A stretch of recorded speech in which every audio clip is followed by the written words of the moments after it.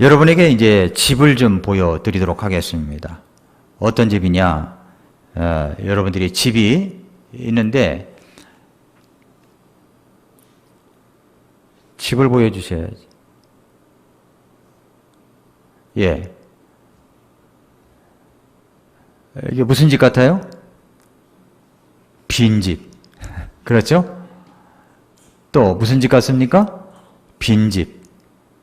빈집? 빈집. 저걸 보니까 빈집 사서 몇 천만 원 들여가지고서 수리해서 쓸까 이렇게 생각되기도 하는데 아무튼 빈집입니다. 빈집. 빈집입니다. 그 다음 집이 있습니다. 어떤 집 같아요? 멋있죠? 예, 저기 가서 살고 싶구나. 예, 또 이런 집이 있습니다. 골라 잡으세요. 예, 또 이런 집이 있습니다. 예, 이런 집이 있습니다. 자, 저거는 얼마 들였을까요? 아무튼 그건 집 짓는 사람들이 정할 일이고, 예, 저렇게 이제 집이 있습니다. 자, 빈집이 있고 사람이 살고 있는 집을 여러분들에게 보여드렸어요. 이게 사람 살고 있는 집이 아주 참 좋은 집을 보여드렸습니다. 빈집의 특징이 뭡니까? 사람이 살고 있지 않다는 것입니다. 빈집은 사람이 살고 있지 않다는 거예요. 그 집의 주인이 누구인가에 따라서 그 집이 달라집니다. 그렇죠? 달라져요.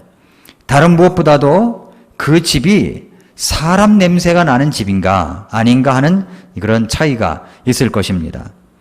오늘 본문에는 예수님의 누가복음에서의 비유 중에서 빈집의 비유입니다. 빈집, 빈집. 물론 이 말씀은 마태복음서에서도 기록되어 있어요. 그런데 누가도 예수님께서 말씀해 주신 빈집의 비유에 대해서 이야기를 풀어갑니다. 왜 예수님은 비유를 통해서 이 빈집의 비유를 말씀하신 것이었을까요? 이 빈집의 비유를 통해서 우리 예수님께서 우리에게 가르쳐 주시려고 하는 바가 무엇입니까? 오늘 말씀의 제목이 뭐냐면 빈집의 허상입니다. 빈집의 허상.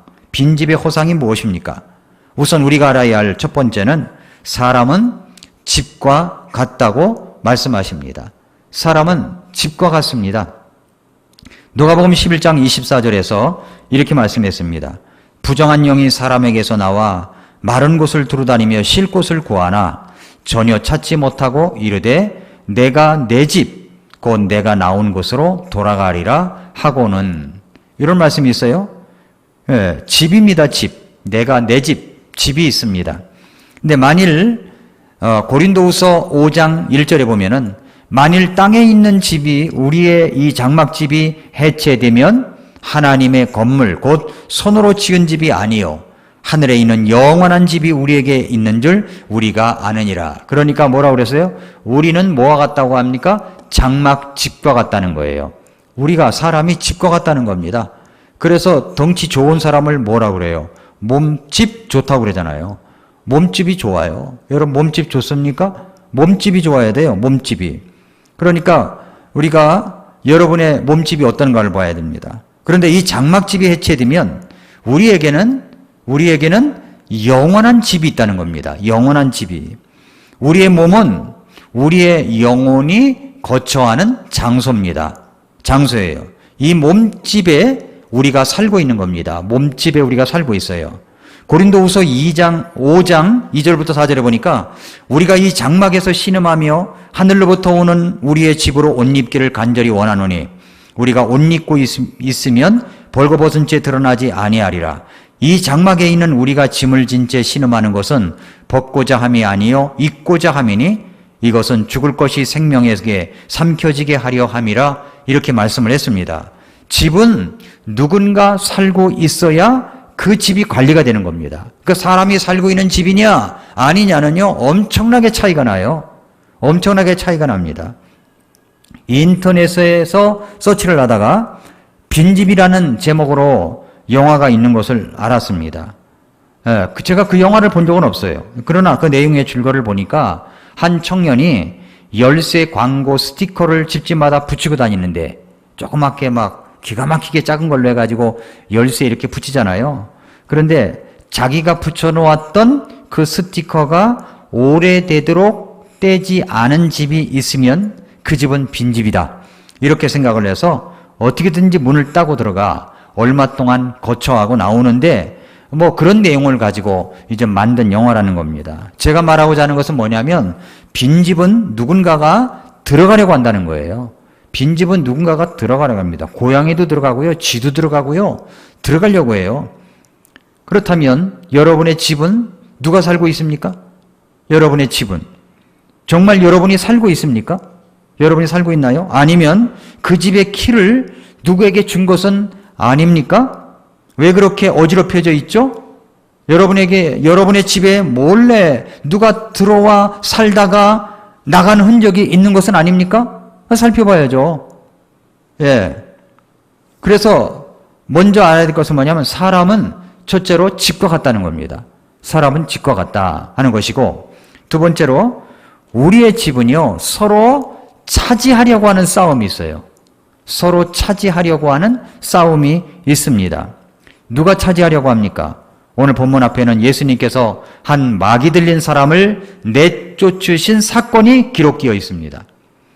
누가복음 11장 14절에 보니까 그분께서 마귀를 내쫓으셨는데 그것은 말을 못하더라. 그 마귀가 나가매 말 못하는 자가 말을 하므로 사람들이 놀랐다라고 합니다. 그러니까 마귀가 우리의 집을 차지하려고 한다는 겁니다. 예수님께서 마귀를 내쫓으시니까 사람들이 쓰근거렸어요. 예수님이 마귀의 우두머리인 바알세붑을 통해서 마귀를 내쫓았다. 사람들은 그렇게 생각하는 것 같았습니다. 그러자 예수님께서 누가복음 11장 15절부터 20절에 이렇게 말씀했습니다.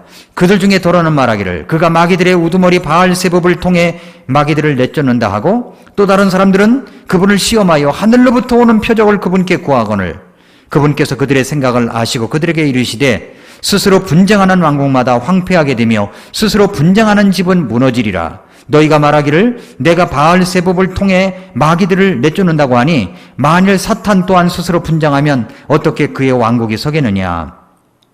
또 내가 바알세붑을 힘입어 마귀들을 내쫓으면 너희 아들들은 누구를 힘입어 그들을 내쫓느냐. 그러므로 그들이 너희 재판관이 되리라. 그러나 내가 하나님의 손가락으로 마귀들을 내쫓으면 분명히 하나님의 왕국이 너희에게 임하였느니라. 이렇게 말씀하는 겁니다. 아니, 우리는 전에 우리 마귀가 우리의 주인이었었어요. 우리는 마귀들의 종이었었습니다. 마귀를 따르는 자였습니다. 에베소 2장 1절부터 3절에 보니까 또 그분께서 범법과 죄들 가운데서 죽었던 너희를 살리셨도다. 지나간 때에는 너희가 그것들 가운데서 이 세상의 행로를 따라거리며 공중의 권세 잡은 통치자, 누굽니까? 공중의 권세 잡은 통치자, 마귀 사탄이죠. 곧 지금 불순종의 자녀들 가운데서 활동하는 영을 따라 걸었느니라. 영을 따라 걸었어요. 따라서 지나간 때는 우리도 다 그들 가운데서 우리의 육신의 욕심 안에서 생활하며 육신과 생각의 욕망을 이루어 다른 사람들과 같이 본래 진노의 자녀들이었다고 이야기를 합니다. 그러니까 마귀가 우리의 집을 차지하려고 해요. 여러분의 집을 차지하려고 합니다. 두 번째로 예수님을 믿고 구원받은 사람들은 이제 예수님이 우리의 집주인이십니다. 우리의 집주인이에요. 누가요? 예수님이. 그렇죠? 예수님이 우리의 집주인이에요. 에베소서 2장 2절부터 5절에 보니까 지나간 때에는 방금 읽었죠? 이 세상의 행로를 따라 걸으며 공중의 권세 잡은 자 통치자를 따라 걸었지만은, 그러나 이제 5절에 보니까 뭐라고 그랬습니까? 4절부터 보니까 긍휼이 풍성하신 하나님께서 친히 우리를 사랑할 때 보여주신 자신의 크신 사랑으로 인하여 심지어 우리가 죄들 가운데서 죽었을 때에 우리를 그리스도와 함께 살리셨고 그랬습니다. 너희가 은혜로 구원을 받았느니라. 그러니까 2장 1절에서 무엇을 선언하고 이 말씀을 주시는 거예요? 또 그분께서 범법과 죄들 가운데서 죽었던 너희를 살리셨도다. 살리신 겁니다. 왜 하나님께서는 우리를 그렇게 살려주시고 우리의 마음속에 들어오셔서 내 집의 주인이 되어주신다고 하신 것입니까? 왜 그래요? 그것을 에베소서 1장 4절부터 7절에 말씀이 나와 있어요. 보십시오. 곧 우리가 사랑 안에서 자신 앞에 거룩하기 흠이 없게 하시려고 세상의 창건 이전에 그분 안에서 우리를 택하셨으며 자신의 크게 기뻐하시는 뜻에 따라 우리를 예정하사 예수 그리스도를 통해 자신의 아이로 입양하심으로써 자신의 은혜의 영광을 찬양하게 하시느니라.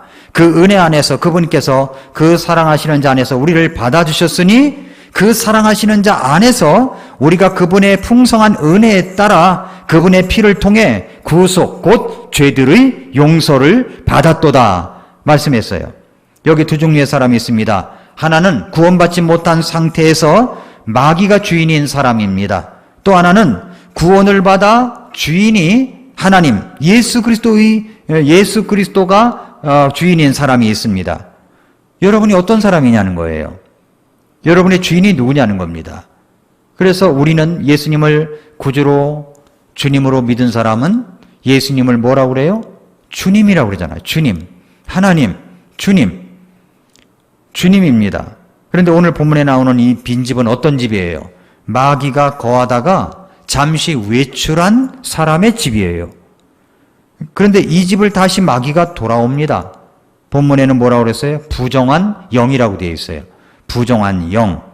누가복음 11장 24절에 보니까 부정한 영이 사람에게서 나와 마른 곳을 두루 다니며 쉴 곳을 구하나. 부정한 영이에요.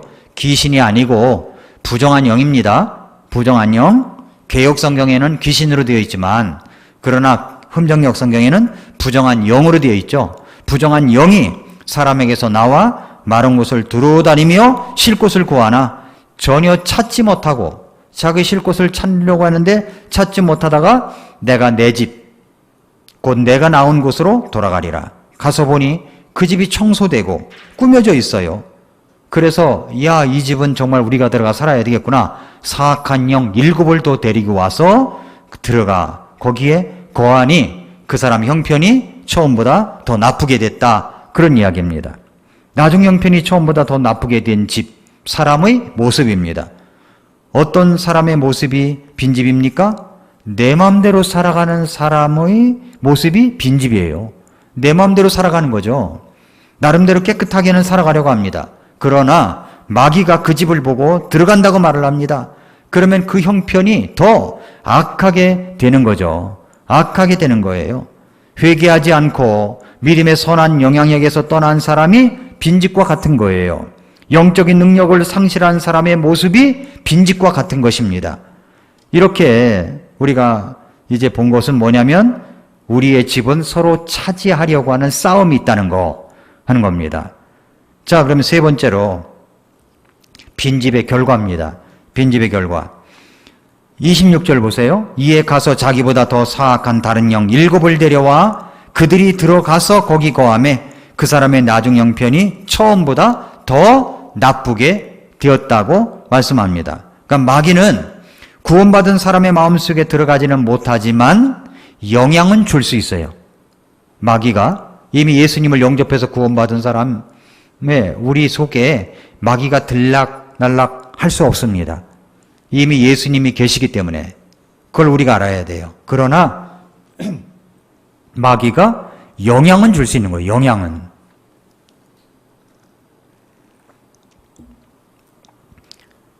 그러니까 영향을 받을 수는 있다는 거죠. 우리가 영향을 받을 수가 있어요. 마귀의 영향을, 부정한 영의 영향을 받을 수가 있어요. 예. 또 마귀는요, 삼킬자를 찾아요. 삼킬자를. 베드로전서 5장 8절에 그랬죠. 정신을 차리라, 깨어있으라. 너희 대적 마귀가 울부짖는 사자같이 두루다니며 삼킬자를 찾나니 그랬습니다. 마귀가요, 삼킬자를 찾으러 다닌대요. 울부짖는 사자같이. 사자가 사냥감을 눈에 봤다. 얼마나 쏜살같이 달려가 낚아채는지 모릅니다. 악어 떼도 들어가서 아가 떼도 잡아가지고 돌리더라고요.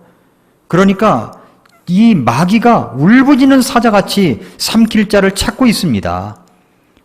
영향력을 줄 자를 찾고 있는 거예요. 그러니까 정신을 차리라, 깨어있으라. 누가 말해요? 베드로가 이야기하는 거예요. 베드로가. 예.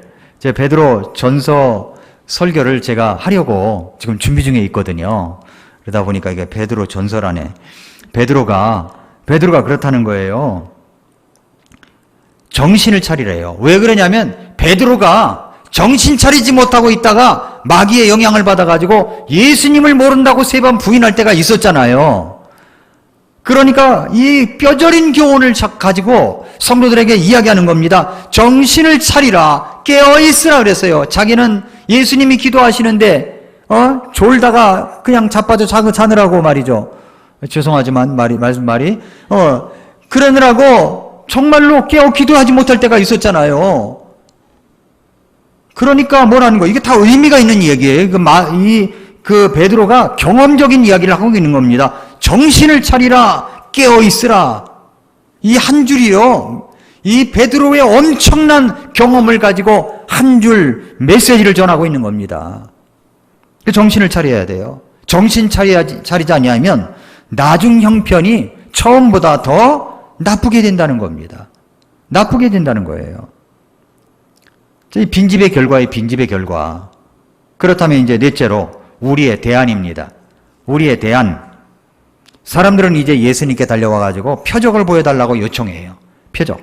그런데 우리 예수님께서 부정한 영의 이야기, 빈집의 비유를 설명하면서 덧붙인 것이 이것입니다. 덧붙인 게 뭐냐면 11장 29절에 사람들이 함께 빽빽히 모였을 때 그분께서 말씀하기 시작하여 이르시되 이 세대는 악한 세대라.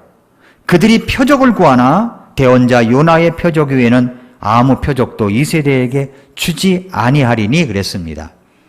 자, 예수님의 비유인 빈집의 비유를 듣고 난 후에 빈집의 비유를 들었어요? 여러분은 아무 말 안 하잖아요. 가만히 있잖아요. 그런데 여기 성경에서 빈집의 비유를 듣고 난 후에 한 여인이 소리를 친 거예요. 뭐라고 소리를 쳤냐면 11장 27절에 보니까 그분께서 이것들을 말씀하실 때 무리 중에서 어떤 여자가 목소리를 높여 그분께 이르되 당신을 벤 태와 당신이 빤 젖이 복이 있나이다. 그런 이야기를 합니다. 예수님의 말씀을 들은 이 여인이 너무 감동을 받은 거야. 너무 감동을 받았어요. 여러분 감동을 받으면 어떻게 합니까? 어떻게 해요? 가만히 있어. 얼굴을 보면 진짜 감동을 받았는지 안 받았는지 눈치채지 못하게 가만히 있어요. 그러지 말라는 겁니다. 감동을 받았으면 어떻게 해야 돼요? 제가 전도사 때 어떤 분이 구원을 받았어요. 구원을 받고 나가지고 목사님이 말씀을 전하니까 앉아가지고 무릎을 탁 치면서 맞아 그러더라고. 맞아 그러는 게 아니라 뭐라 그래야 돼요? 아멘 해야 되는 거죠. 너무 감동을 받아서 이 얘기를 하는 거예요. 이 여인이 감동을 받으면 표현을 해야 됩니다.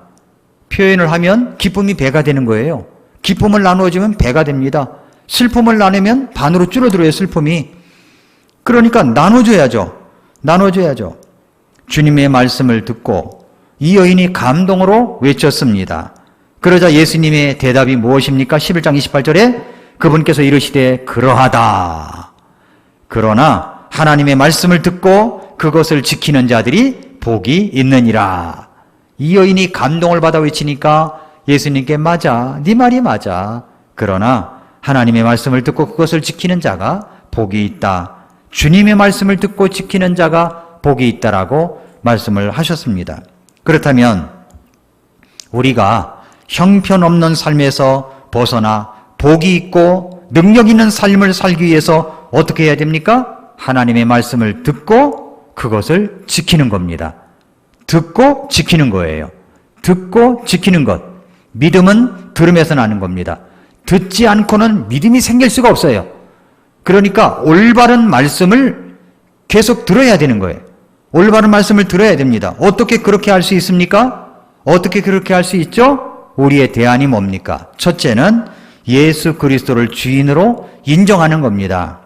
우리가 구원받을 때 예수님을 나의 무엇으로 영접했어요? 주님으로. 주 예수님을 시인하고 하나님께서, 그러니까 네가 만일 네 입으로 주 예수님을 시인하고 하나님께서 그분을 죽은 자들을 살리신 것을 네 마음속으로 믿으면 구원을 받으리니 사람이 마음으로 믿어 이르고 입으로 시인하여 구원에 이른다고 그랬죠? 주 예수님을 시인하고 주님이 나의 주인이세요. 인정하십니까? 누가 주인이에요? 예수님이 나의 주인이세요. 그러니까 주인이 시키는 대로 하면 좋아. 잘 모르겠다 그러면 주님 어떻게 해야 될까요? 기도하면 하나님께서 인사이트를 주시고 생각을 주시는 겁니다. 주인에게 물어봐요. 주인에게. 우리 주님에게 물어봐야죠. 두 번째 대안이 뭐냐면 내 영적인 능력을 공급하는 통로를 굳게 붙잡으십시오. 내 영적인 능력을 공급하는 통로가 있어요. 그 통로 거기에 딱 쓰면은 말씀의 능력이 나에게 들어와요. 그러면 그걸 굳게 붙들라는 겁니다. 굳게 붙들라는 거예요. 사탄은 이 영적인 능력을 공급하는 통로를 무너뜨리려고 시도할 것입니다. 그것이 무엇입니까? 예수 그리스도의 십자가의 능력입니다. 그 십자가의 능력은 어떻게 나에게 공급되어집니까? 가장 기본적인 것에서부터 오는 거예요. 그 능력이 나에게 오는 것은 우리가 가장 기초적인 것을 무시하면 그것이 여러분을 무시하게 될 겁니다. 그래서 가장 기본적인 영적인 통로가 있습니다. 능력의 통로, 나에게 영적인 능력을 공급하는 통로가 있습니다. 가장 기본적인 거 있어요. 첫 번째가 뭐냐면 예배입니다. 예배예요. 내일과 모레 미라클 모닝에서 그것을 다뤄요. 예배하는 자들을 찾고 계시는 주님이십니다. 예배하는 자들을 찾고 계셔요. 지금도 주님께서는 영과 진리로 예배하는 자들을 찾고 계시다고 그랬잖아요. 지금도. 그러니까 영적인 능력이 오는 게 예배를 통해서 오는 겁니다. 그러나 코로나로 인하여 사람들이 예배의 중요성, 그러니까 이 현장에 와서 함께 모여드리는 예배의 중요성이 희색되어져 가고 있어요. 너무 퇴색되어져 가고 있는 거예요. 그냥 집에서 그야말로 가만히 앉아서 드렸는지 누워서 드렸는지 모르잖아요. 그냥 거기서 예배를 드린다는 겁니다. 물론 환자는 누워서 드리겠죠. 어쩔 수 없으니까. 그러나 대부분의 여러분이 집에서도 영상으로 이렇게 예배 함께 해본 적이 있지 않습니까? 저도 있잖아요. 예? 휴가 때 이제 영상으로 그렇게 하다 보니까 그게 쉽지가 않더라고요. 찬송도 같이 어울려서 불러야 재미있지. 혼자 부르려니까 그게 쉽지가 않더라고요. 쉽지가 않아요. 그래서 목마르면 일어나가지고 가서 주방에 가서 물 뜯어 먹고, 화장실 가고 싶으면 전에는 예배당에선 참았었는데 그냥 갔다가 오고 그러지 않습니까? 그러니까 앉아서 정말 진지하게 예배드리는 태도가 영 아닌 거예요. 주님은 예배자들을 찾고 계시는 겁니다.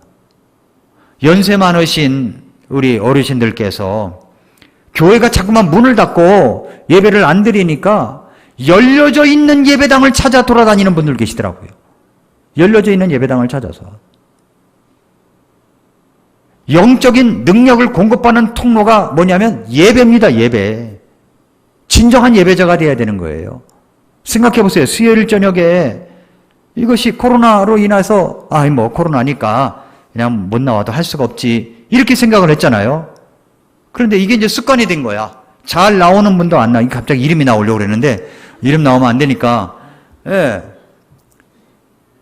나와야지. 나올 수 있는데도 불구하고 잊어버리는 거예요. 이게 습관이 돼버린 거예요. 이제는. 점점 죽어가는 거지. 내일 미라클 모닝 들어보세요. 그게 무슨 현상인가가 나와요. 내일하고 모레하고 그런 이야기를 합니다. 근데 예배가 이제 능력을 공급하는 통로고, 두 번째는 뭐냐면 성경 말씀과 기도입니다. 가장 기본적인 거죠. 여러분, 유명한 야구 선수들이 연습할 때 뭘 합니까? 볼을 주고받는 연습을 해요. 그리고 뭐 하냐면 이것을 방망이를 휘두르는 연습을 해요. 가장 기본적인 겁니다. 이거 못하면 아무것도 아니에요. 그리스도인들도 마찬가지입니다. 신비한 것을 찾으려고 하지 마세요. 하나님의 말씀과 기도입니다. 말씀을 듣고 읽고 해야죠. 이번에 주일날 광고가 되겠지만은 이제 3B 시상식을 또 할 겁니다. 그런데 삼독 이상자에게는 성경책을 드릴 거예요. 이번에 새로 나온 성경책을 드릴 겁니다. 어린이들은 이제 1독 일독을 한 사람들에게는 성경책을 줄 겁니다. 성경책을. 수리비 시상이 이제 있습니다. 그 성경을 읽어야지. 제가 9월달 둘째 주부터 일독반 또 시작해야 되는데 시간을 놓쳐버려가지고 시작을 못했어요. 그래서 여러분 스스로 하신다고 생각을 하고 10월, 11월, 12월 3개월이면 일독을 한 15장씩만 읽으면 또 일독을 할 수 있어요. 그러니까 열심히 하십시오. 성경을 그냥 준다니까요. 선물로. 예, 정말 놀라운 성경이 줍니다. 이번에 이제 새롭게 나온 성경이 있습니다. 아주 가죽도 좋아요. 저는 이게 그 가죽이 헤어져가지고, 가죽이 아닌 것 같은데 아무튼 헤어져가지고 이게 너덜너덜하게 되는 거예요. 그래서 제가 내 성경을 이중세 목사님이 본 거야. 그래가지고 성경책 가지고 오라고 그러더라고. 근데 자기가 자기네 교회에 의자 하나가 가죽으로 된 의자를 폐기 처분하는데 가죽만 뺏겨냈대요. 그래가지고 이렇게 가죽을 새로 입혀줬어요. 이렇게. 근데 이렇게 하고 다니니까 성경 모습이 안 나와. 그래가지고 제가 이제 여기다가 해가지고 이건 그 전에 미국 갔을 때 성경집이에요. 집. 성경집. 이렇게 잡고 달리고 있는 것을 구입을 해가지고 왔던 적이 있는데 거기다가 이제 끼워놓고 다시 쓰고 있습니다. 이제 새로운 성경도 보고 있어요. 제가. 마가복음 강해를 내년부터 하기 위해서 마가복음도 하고 있고 베드로전서도 하고 있고 수요일 날은 요나서를 하기 위해서 요나서도 읽고 있고 그 성경책으로 읽고 있어요. 흔적을 남기고 있습니다. 성경을 읽고 기도하는 겁니다. 가장 기본적인 거예요. 너무 바빠가지고 이것도 못한다면 영적인 능력의 통로가 없는 겁니다. 그 다음에 세 번째는 뭐라고 했어요? 예수님의 말씀대로 배운 말씀을 그대로 실천하는 겁니다. 실천하는 거예요. 영적인 기본을 잊지 마십시오. 영적인 기본을 잊지 마십시오. 그러니까 예배 드리는 것도 습관인데 습관을 바꿔야 됩니다. 예, 습관을 바꿀 수 있는 비결을 알려드린다면 사랑하면 됩니다. 사랑하면. 예, 사랑하면 나와요. 누구를 사랑해요?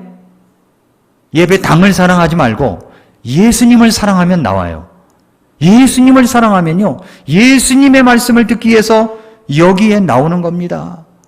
그래서 지난주에 임성원 형제님이 찬양을 부른 것처럼 나는 성경을 제일 사랑합니다. 이런 고백이 나오는 거예요. 나 그 찬송이 또 그렇게 멋있는 줄을 몰라서 그날 알았어요. 야, 이거 우리 주일학교 18번지로 만들어야 되겠다. 주일학교 우리 선생님들 아셔서 우리 아이들 불렀다 하면 그거 나는 성경을 제일 좋아한다고 하는 찬양을 불렀으면 좋겠습니다.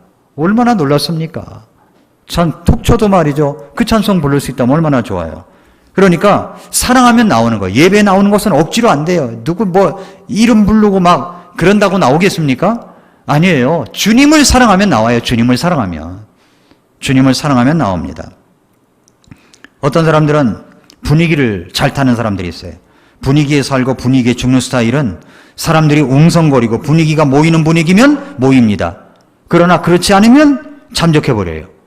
어떤 스타일입니까? 그러나 스타일에 관계없이 우리 주님을 사랑하면 어떤 예배이든 모이는 겁니다. 그것이 영적인 기본이에요. 그래서 모일 수 있는 사람은 정말 진실된 마음으로 모이게 됩니다. 직장 때문에 올 수 없는 환경에 있는 분들도 있을 것입니다. 그러면 수요일날 말씀이라도 꼭 들어야죠.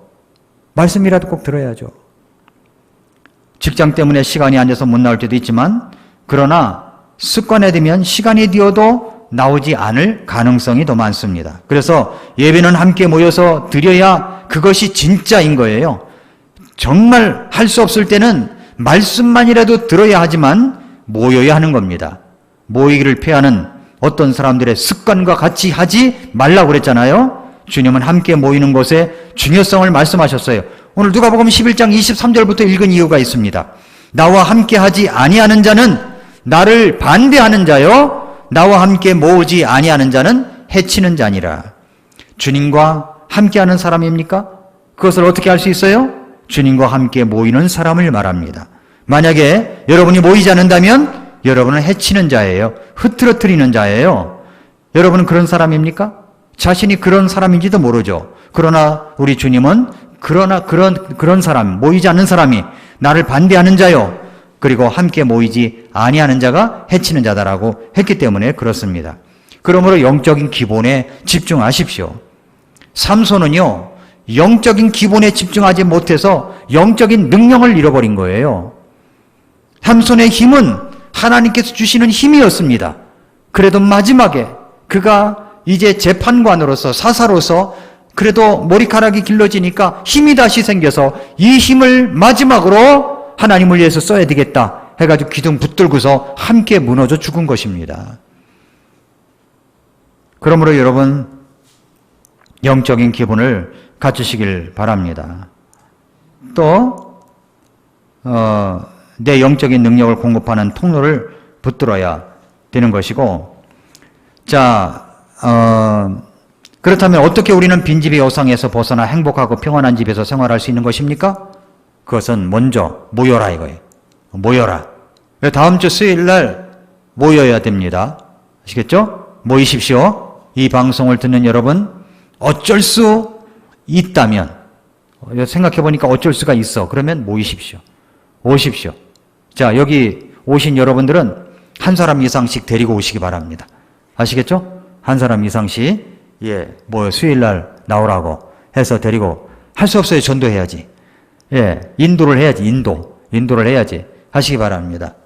다음 주일은 특별 연주도 있겠습니다. 저하고 이민경 자매님이 클라리넷 이중주를 같이 해서 하나님께 영광 돌리도록 하겠습니다. 안 불다 불면은요, 이게 여기가 아구가 아파가지고 힘들어요. 오늘 저도 연습을 조금 했어요. 조금 했어요. 이제 다음 주 수요일 날 모이시기 바랍니다. 모여야 돼. 모여서 예배해야 되니까. 나와 함께 하지 아니하는 자는 나를 반대하는 자요, 나와 함께 모으지 아니하는 자는 해치는 자니라. 주님을 사랑하면 모입니다. 말씀에 집중하십시오. 그리고 하나님의 선물인 기도에 힘쓰십시오. 여러분, 미국의 뉴욕의 시장으로 취임한 루돌프 줄리아니가 이런 말을 했어요. 뭐라고 그랬냐면은, 빨간불일 때 횡단보도를 건너는 사람을 막을 수 없다면 강도도 막을 수 없다. 빨간불일 때 횡단보도를 건너는 사람을 막을 수 없다면 강도도 막을 수 없다는 거예요. 그래서 이제 이분이 한 것이 무슨 말이냐면, 당시 뉴욕시가 세계 최고라는 도시 이미지와는 달리 미국에서는 둘째가라면 서러울 정도로 심각한 우범 지역이었어요. 역대 시장들도 이 문제를 해결하려고 안간힘을 썼지만 그 누구도 뉴욕시를 범죄 없는 안전한 도시로 만들지를 못했습니다. 줄리아니 시장은 취임 직후 경찰국장과 손잡고 대대적인 범죄 소탕 작전에 돌입을 했습니다. 그런데 그들이 제일 처음에 손댄 것이 어처구니 없게도 살인이나 마약, 강도와 같은 강력 범죄가 아니라 아주 사소한 경범죄들이었어요. 경범죄들. 예를 들어서 차 유리를 부수거나 낙서를 하거나 무임승차하는 사람들을 대대적으로 잡아들이면서 강력한 처벌을 내린 거예요. 강력한 처벌을. 그와 동시에 강력범죄는 앞으로 더더욱 엄격하게 처벌할 것이라는 메시지를 시민들에게 계속 전달했어요. 계속 전달했어요. 경범죄도 이 정도로 처벌을 하는데 강력범죄는 아주 엄중하게 다스리겠다는 겁니다. 처음에는 많은 사람들이 줄리아니 시장을 비웃었습니다. 그러나 결과는 실로 놀라웠어요. 연간 2,200건에 달하던 살인사건이 순식간에 1,000건 정도로 감소했습니다. 어떻게 이렇게 놀라운 결과를 가져왔느냐 했더니 여러분이 이제 잘 알고 있는 거예요. 미라클 모닝에서도 많이 이야기했던 거예요. 그것은 깨진 유리창의 법칙을 적용했기 때문입니다. 깨진 유리창의 법칙. 깨진 유리창의 법칙. 깨진 유리창의 법칙이라는 게 뭐냐면 1982년 제임스 윌슨과 조지 켈링이 자신들의 이론을 발표하면서 이름 붙인 범죄학 이론입니다. 이 이론에 의하면 건물 주인이 깨진 유리창을 그대로 방치해 두면 지나가는 아이들이나 행인들이 돌을 던져서 그 유리창의 나머지 부분까지 모조리 깨뜨리고 나아가 그 건물에서 절도나 강도 같은 강력 범죄가 일어날 확률이 굉장히 높다는 겁니다. 즉 깨진 유리창 하나가 무법천지를 만든다는 거예요. 왜 그렇습니까? 주인이 없거나 깨진 유리창 하나 정도를 가볍게 작게 생각하였기 때문입니다. 그렇습니다. 우리의 영적인 집도 마찬가지예요. 능력을 잃게 하는 아주 작은 깨진 유리창 하나 정도 같은 일들을 바로잡지 못하면 여러분의 집은 피폐하게 될 것입니다. 피폐하게 될 거예요. 여러분의 생활은 나중에 누가 돌을 던져도 좋을 집이라고 생각할 것이고, 그리고 아무나 들어가서 살아도 될 그런 집이 될 것이고, 여러분의 집을 통해서 세상에 줘서는 안 될 이 해악한 일들이 일어날 가능성도 있다는 것을 우리는 기억해야 한다는 겁니다. 여러분의 영혼의 집은 혹시 깨진 유리창이 있는 것은 아닙니까? 잘 살펴보세요. 집에 가서 한번. 여러분의 집에 혹시 깨진 유리창이 있지 않는가? 그것을 방치하고 있는 것은 아닙니까? 그 깨진 유리창으로 말미암아 사탄은 여러분의 집을 노리고 있는 겁니다.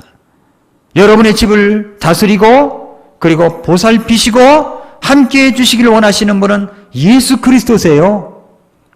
예수님의 비유를 들은 한 여인이 외쳤던 그 외침을 들어보십시오. 그 어떤 여자가 목소리를 높여 당신을 뵌 태와 당신이 빤 젖이 복이 있나이다. 우리 주님께서 어떤 사람이 정말 복이 있다고 그랬습니까? 그러나 하나님의 말씀을 듣고 그것을 지키는 자들이 복이 있다라고 말씀을 했습니다. 여러분의 현재 영적인 모습은 어떤 모습입니까?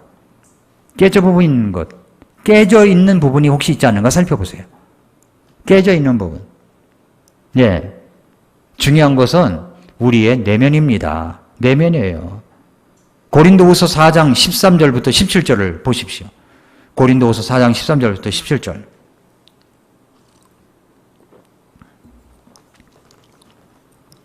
기록된 바 내가 믿었으므로 말하였노라 한 것 같이 우리가 같은 믿음의 영을 가졌으니 우리도 믿음으로 또한 말하노라. 또 주 예수님을 일으키신 분께서 예수님을 통하여 우리도 일으키사 너희와 함께 드러내 보이실 줄을 우리가 아노라.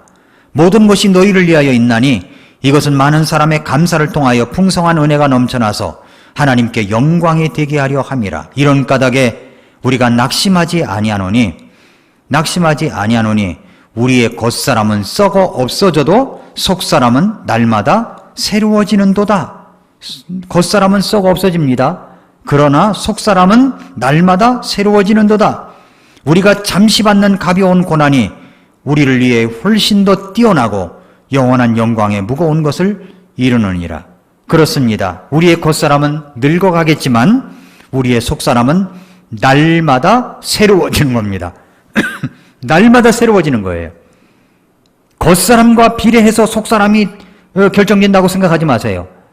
겉사람은 늙어갈 수 있지만 속사람은 날로 우리 주님 앞에 아주 새로운 모습으로 바뀌어질 수가 있습니다. 혹시 오늘 본문에 빈집의 호상처럼 더 강한 자 앞에서 처절한 삶을 살고 있는 것은 아닌지 우리 자신을 살펴보십시오. 우리들의 모습을 돌아보시기를 바랍니다. 사랑하는 성도 여러분, 여기 빈집에 호상이 있습니다. 우리의 집에 누가 살고 있습니까? 우리 주 예수님이 살고 계시다면 그분이 주인 노릇 할 수 있도록 양도해 주십시오. 내가 키를 잡지 말고 주님께 드리십시오. 그리고 주님을 기쁘게 하십시오. 영적인 능력의 통로, 기본적인 영적인 능력의 통로를 가장 소중하게 생각하고 살아가는 우리 성도 여러분 될 수 있기를 축복합니다. 기도하겠습니다.